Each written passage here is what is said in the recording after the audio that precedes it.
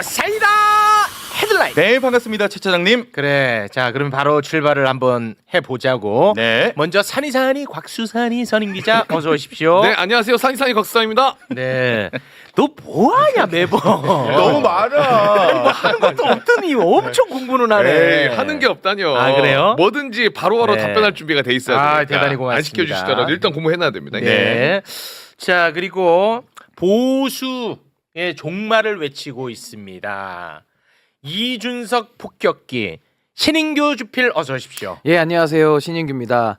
지금 제 옆에서 우리 수산 씨가 너무 열심히 받아 적고 있는 모습을 보면서 네. 이 상황을 만든 윤석열 정권에 아. 더 화가 납니다. 네. 아 좋아. 더 폭격할 것 같아요. 아 좋아요. 예, 네. 지금 여기 보십시오. 다 지금 펜을 알록달록하게 다 칠해놨습니다. 미치겠다. 눈부셔 죽겠습니다. 네. 자 그리고 오늘 또 전문가 한 분을 모셨습니다. 이분의 이력을 말씀드리면요. 네. 윤석열 대통령의 이력과 똑 닮았습니다. 서울법대 검사 출신. 지금은 국회의원. 네. 그러나 이분을 왜 모셨냐? 이재명 대표의 1심 선고 해설자로 저희가 오. 모셨습니다. 박균택 의원 박수로 맞이합니다. 예, 안녕하십니까. 네, 반갑습니다. 경력은 비서인지 몰라도 품성은 전혀 다르다는 걸 강조하고 싶습니다. 진짜 다른 거 맞아요. 의원님 예. 자꾸 의심해서 죄송한데 진짜 좀 달라요? 30년 가까이 네. 25년간 재직을 했는데 전혀 다른 길을 걸어왔던 거 보면 인정해 주실 만하지 않습니까? 그렇습니다. 그러면 그 회사 생활 할 때는 서로가 아는 사이였습니까? 예, 알고 지냈죠. 아, 그랬습니까? 예. 그럼 누가 선후배가 어떻게 됩니까? 대학은 윤 대통령이 6년 선배고 네. 사실은 사법 시험은 제가 2년 선배고. 선배예요? 예. 아, 그래요? 그럼 뭐라고 불렀어요? 회사 생활할 때? 서로가 선배님이라고 불렀죠. 예, 서로가. 예. 검찰 선배, 대학 선배, 아. 인생 선배. 그럼 의원님한테는 특별히 나쁘게 할 건 없었겠네요. 검사 그렇죠. 선배니까. 예, 그렇죠. 서로 그럴 일은 없었는데 네.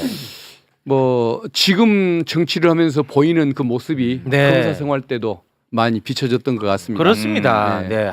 진짜 막 어질어질하고요. 정말 나라가 너무 싫어질 지경입니다. 예. 사과하시죠. 이거 어떻게 할지 모르겠습니다. 네, 알겠습니다. 같은 네네. 동료 집단이 있었던 거 죄송합니다. 네, 알겠습니다. 오늘 그 해설 1분 후에 좀 부탁을 드리겠고요. 우리가 하나만 좀 다루고 넘어가도록 하겠습니다. 어제 윤석열 대통령 취임식 명단을 보니까 진짜 대통령은 김건희 여사가 아니었을까? 네. 이런 생각을 우리가 하지 않을 수 없는 지경에 700 명. 이르렀습니다. 그렇죠. 700명. 윤석열 대통령은 600명 초대. 내 파티. 그리고 김건희 여사가 초대한 사람들 봤더니 범죄 혐의가 집단이야, 범죄 집단. 너무 많아. 네. 그것도 굉장히 웃겼는데요.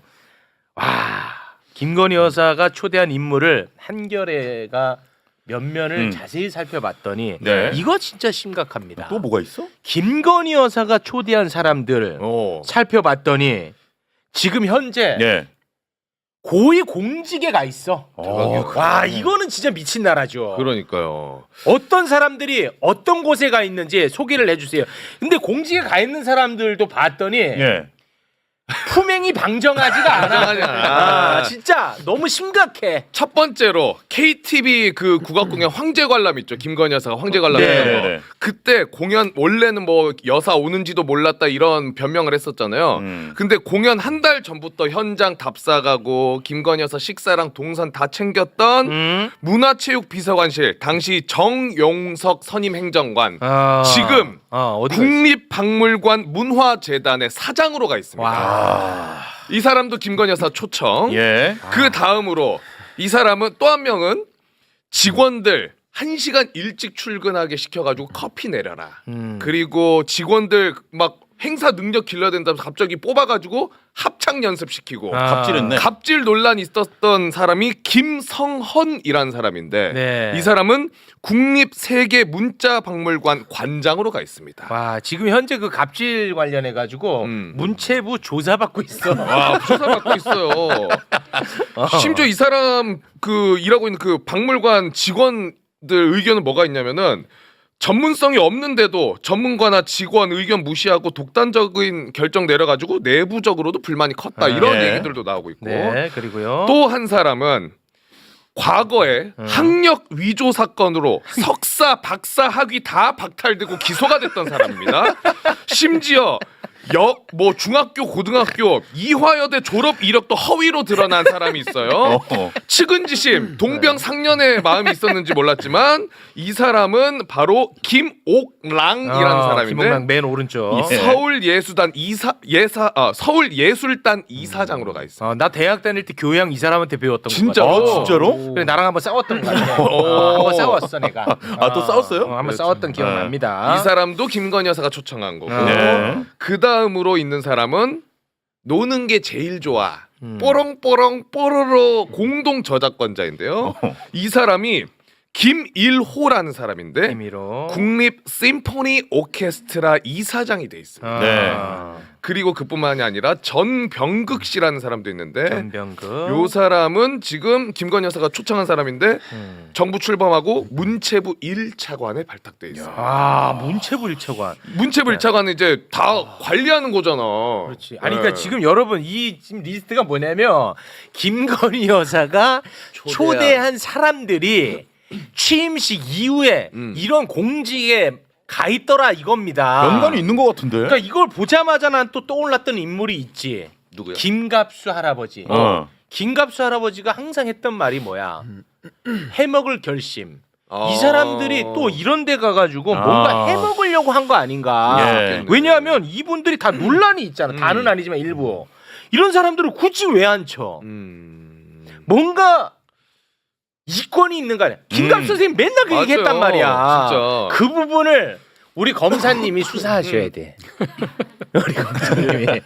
이거 진짜 너무하지 않아요? 예. 진짜 이거 웃음도 안 납니다 이거는. 어떻습니까 이 보수 폭격기? 아니 근데 저는 윤석열 대통령 취임식에는 가지 않았습니다만은 안 가길 잘했다라는 생각이 드는 게 이제 와서 생각해 보면 그 취임식장에 지금 이 전병극이라는 그 문체부 1차관부터 명태균 또 도이치모타스 관련된 사람들 네. 또 뭐 경찰 인맥들 동원해서 수사하던 사람들 다 불러가지고 사실상 완전히 나라를 말아먹을 결심을 시작부터 했던 거 아닌가라는 네. 생각을 하지 않을 수가 애초에. 없고요. 그때 다 만나지 않았습니까? 그러니까. 그 윤석열 대통령 아버님 네. 뒷자리 다 모여가지고 맞습니다. 3, 3, 5 앉아 있었던 그 사진이 또 떠오르거든요. 네. 그러니까 정말 김건희 여사의 손이 어디까지 뻗쳤을까? 인사 개입 중에 가장 어려운 게 사실상 공천 장사, 공천 거래인데 그것까지 했다 그러면 이런 산하기관 누구 심는 거는 네. 아주 그냥 무지막지하게 했을 것 같다라는 생각이 듭니다. 진짜로 나쁜 마음 먹으면 이권에다 개입해가지고 돈 빼먹을 수도 있잖아요. 즉 그게 의심이 되는 그 의심이 안 될 수가 없지. 음. 네, 심각합니다. 네. 이거 좀 자세하게 좀 파야 됩니다. 네, 맞습니다. 자, 그리고 윤석열 대통령은 자신과 자신의 가족과 관련된 수사는 그냥 아예 와. 대놓고 못하게 해버립니다. 네. 이번에 또 국회를 통과한 김건희 특검법. 네. 오늘 또 거부권을 행사했는데요. 이렇게 부끄럽고 애매한 건 항상 덕수형 시켜요. 덕수형이 제일 진짜 항상 맞지? 한 번도 빠짐없어. 그래서 우리가 에이 또 덕수형 시키려면 진짜 항상 나와 항상. 와 아니나 다를까 오늘도 안 나오고 한덕수 총리가.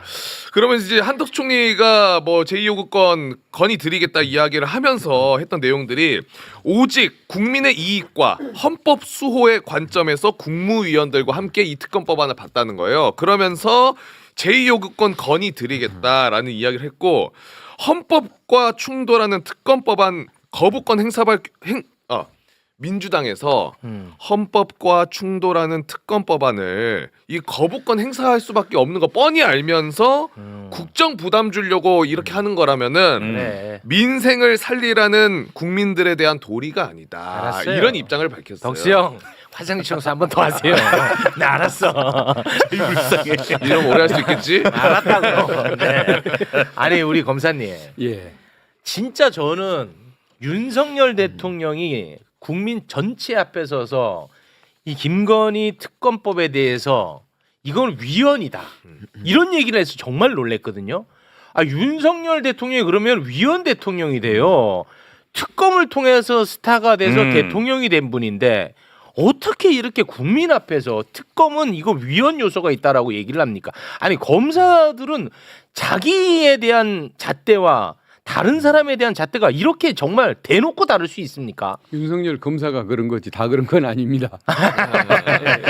그게 참 어떻게 보면은 파렴치한 주장이죠. 파렴치하죠. 과거 MB 정부, 박근혜 정부, 문재인 정부 때 다 대통령 관련된 사건들은 야당에게 추천권을 줬고 네. 수사 중에 특검이 도입돼 있었습니다. 예. 네. 심지어는 여야 합의로 도입되지 않은 그 야당 그 추진으로 도입된 그런 그렇습니다. 특검법들도 있고 네. 다 전례가 있는데 네. 이런 것들이 다 문제라고 얘기하면서 위헌이라고 얘기한다면 과거는 뭐가 되는 것입니다. 그렇습니다. 예, 그러니까 좀 이해할 수 없는 행태를 벌이고 있는 것이죠. 네. 염치 뭐 기억을 그 과거의 자료는 다 가지고 있는 것 같던데 자료를 가지고서도 저런 얘기를 한다고 한다면 염치가 없는 사람들이라고 네. 봐야겠죠. 아니 본인이 특검 스타잖아. 나는 이게 정말 이해가 안 가.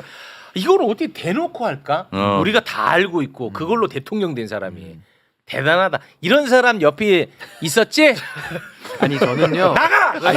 아니 그게 아니라 갑자기 열받네. 또. 아니 저는 진짜 얼굴이 뻔뻔하다 아. 못해 진짜 철판이라는 생각이 들어요. 그러니까 과거에도 우리가 특검을 여러 차례 14번이나 했거든요. 근데 이걸 갖다가 위헌이라고 우기는 것도 정말 후한무치하지만은 본인이 특검에서 수사팀장 하면서 박근혜 최순실 국정농단 수사했잖아요. 그때도 야당이 추천을 했는데 그 특검에서 본인이 빛을 담아놓고서는 이제 와가지고는 이거 하지 마 이런 식으로 얘기하는 게 이거는 뻔뻔함을 넘어선다라는 생각이 들고요. 대통령이 됐는데. 그러니까. 아니 그러면 저는 윤석열 대통령한테 묻고 싶어요. 그러면 도대체 김건희 씨에 대한 수사는 본인이 검찰총장 출신이니까 자기가 사유한 검찰 조직은 수사 안 하고 덮어주고 있죠. 그렇습니다. 그럼 특검도 안 하면 도대체 누가 수사합니까? 네. 어디 뭐 FBI 불러와서 수사시켜야 됩니까? 아. 그러니까 이 말도 안 되는 주장을 지금 하고 있기 때문에 이제는 이제 국민들 지치게 하려는 전략 같은데요. 이럴 때일수록 더 힘을 내가지고 맞아요. 저도 더 폭격을 열심히 해야 될 것 좋습니다. 같습니다. 아, 네. 마지막 멘트 좋았습니다. 이 지치면 안 됩니다. 맞습니다. 체념하면 안 됩니다. 맞아요. 아니, 너무 심해요, 주장 너무 자체가. 심합니다.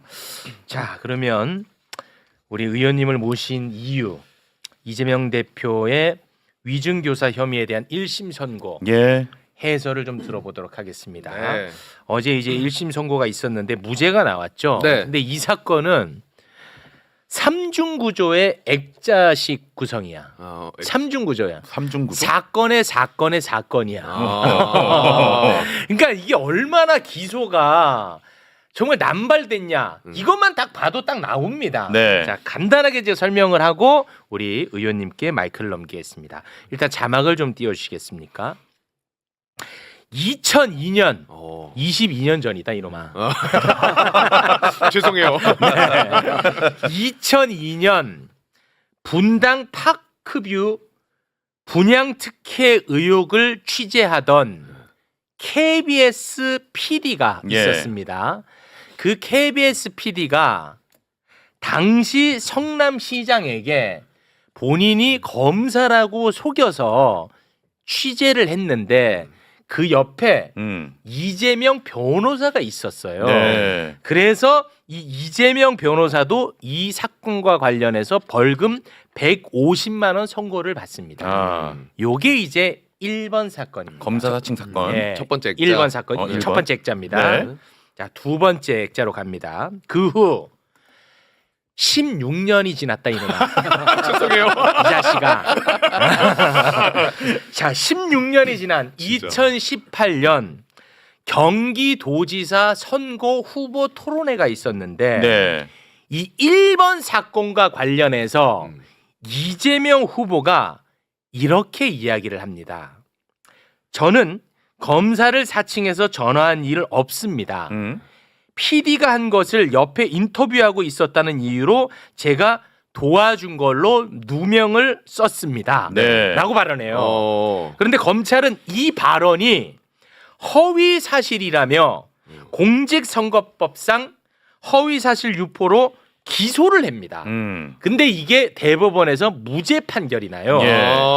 근데 이 재판에서 2002년 당시 성남시장의 비서였던 김진성 씨가 증인으로 나서서 이재명 지사에게 유리한 발언을 해. 18년도에 2018년에 네. 재판을 받으면서. 네. 근데 어찌됐든 대법원 무죄 판결이 났습니다. 네. 요게 2번 사건. 됐죠? 네.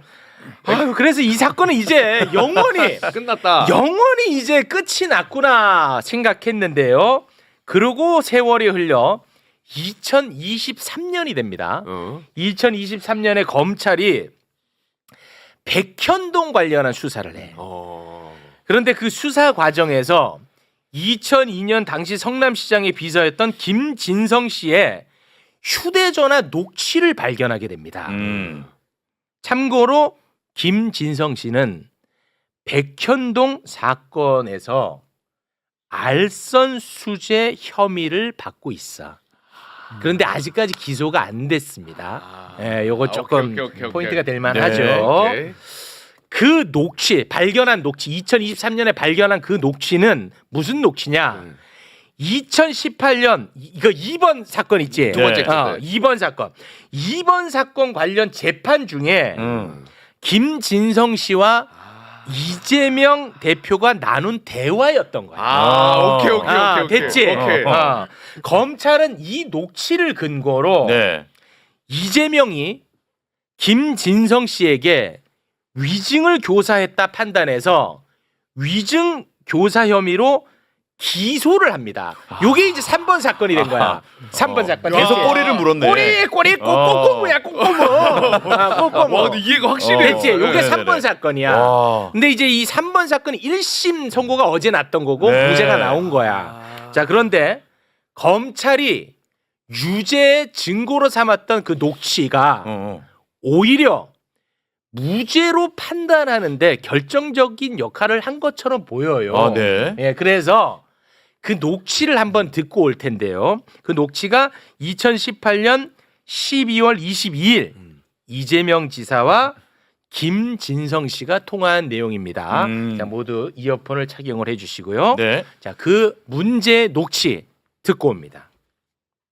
예를 들면 사건 그날 뭐 통화할 때에 예를 들어 우리 김일성관이 안 본 거 뭐 그런 얘기 할 필요는 없는 거고 그쪽 시장님 쪽 이게 어떤 입장이었는지 뭐 그런 거나 좀 상기해 봐주시면 좋을 것 같아요. 요게 아마도 네. 무죄에 오히려 결정적 증거가 된 게 아닌가 하는 생각이 드는데 지금부터는 우리 전문가의 네. 해설을 좀 들어보겠습니다. 예. 사건 정리는 좀 잘 됐나요? 예, 아니, 네. 정말 쉽고 정확하게 어떻게 가르치나 모르겠습니다. 너무 정리 잘해, 진짜. 정말 대단하십니다. 제가 좀 와. 이해도가 많이 떨어져가지고 정리를 잘해. 나 진짜 깔끔했어. 깔끔했지? 왜냐면 깔끔했어. 녹취 보면은 계속 뭐 시간이 오래 지났으니까 기억에 대해서 그래서 왜 이렇게 기억 얘기를 많이 16년이 지났던 일을 떠올리니까 16년이 지난 거죠. 그러니까요. 네. 맞아. 이제 예. 정리를 좀 한번 해주시죠. 일단은 그 김진성 씨가 2018년 경기지사 그 선거법 위반 사건 때 증인으로 나가서 증언을 하는데 네. 이재명 대표가 듣고 싶었던 증언은 딱 하나입니다. 김병량 성남 당시 시장이 최 PD에 대해서는 고소 취소 협의를 해주고 이재명 변호사는 빼버린 이유가 결국은 이재명을 주범으로 몰아가기 위해서 서로 그 두 사람들이 야합을 했던 거 아니냐. 그래서 내가 정말 억울하게 누명을 썼다. 이 얘기를 듣고 싶었던 겁니다. 알아들어? 네. 알아들으면 해. 집중하고 있어.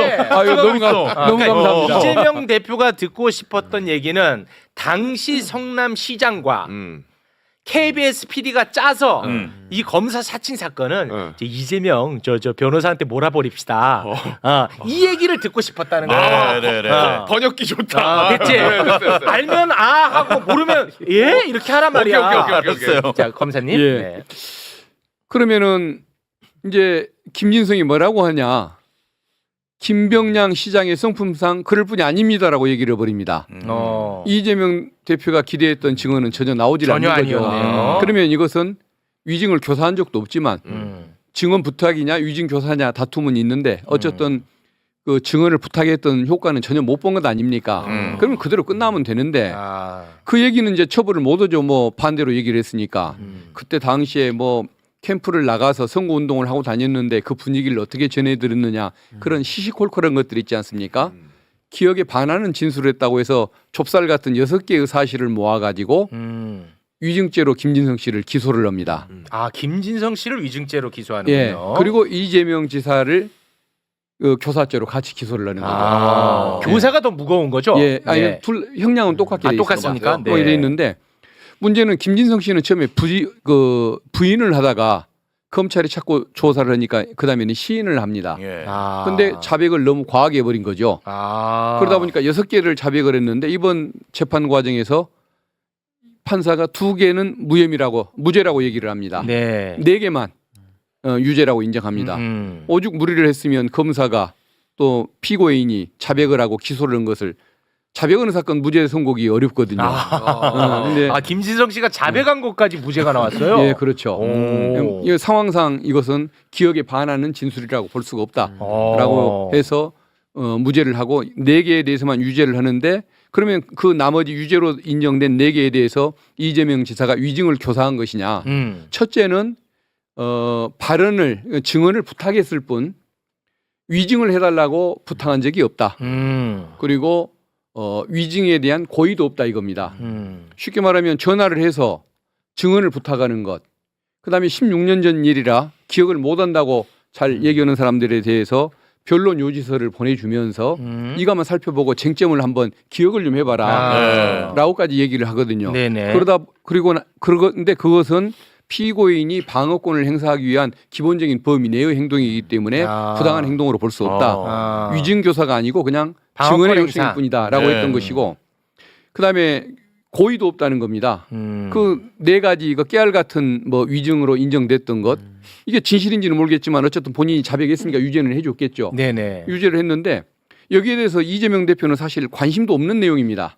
아까 첫 번째 내가 모함 썼다는 거 이걸 해주길 바랐는데 그걸 부정해버리니까 방법이 없고 이 4가지 주변적인 것에 대해서는 관심도 없고 또 부탁도 제대로 한 바도 없고 그 사람이 거짓말을 하는지 자기 기억에 따라 진술을 하는지 알지도 못하고 그러니까 고의가 있을 수가 없는 내용인 거죠. 그러다 보니까 이재명 대표는 무죄가 났는데 다만 이제 검찰이나 국힘의원들이 주장하는 건 뭐냐면 왜 이 변론 요지서를 보내줘가지고 읽게 만들었냐 이렇게 그게 진술해달라는 위증교사의 행위 아니냐 유도 아니냐라는 얘기인데 그게 왜 그걸 보내야 했냐면 사실은 김진성 씨는 김명량 시장을 따르던 적대적 관계에 있던 사람이거든요. 그러니까 이재명 대표와 적대적 관계. 이재명 대표와 김진성 씨가 적대적 관계인 거죠. 그 김병량 시장과 항상 그 공익 감시 활동 온다고 온수를 졌으니까 거기를 따르던 사람이니까. 그렇겠죠. 근데 그 사람을 상대로 증언을 이끌어내야만 했고 또 16년 돼서 기억 안 난다는 거 한번 읽어보라고까지 얘기를 했고 그러다 보니까 이걸 줄 수밖에 없었는데 이게 영향을 미쳤지 않냐라는 것인데 다행히 이런 아까 그 녹취 자체에 대해서 무죄가 인정된다고 했지 않습니까? 거기에 보면은 의견서 보내줄게라고 얘기할 때 상대방이 뭐라고 얘기하냐면 예 그럼 제가 거기에 맞춰서 얘기해드리겠습니다라고 하려고 하는 걸 거기에 맞춰서란 말이 나오는 중간에 이재명 대표가 끊고 들어가서 네가 안 본 것은 얘기할 필요가 없고 경험한 것만 얘기해주면 돼.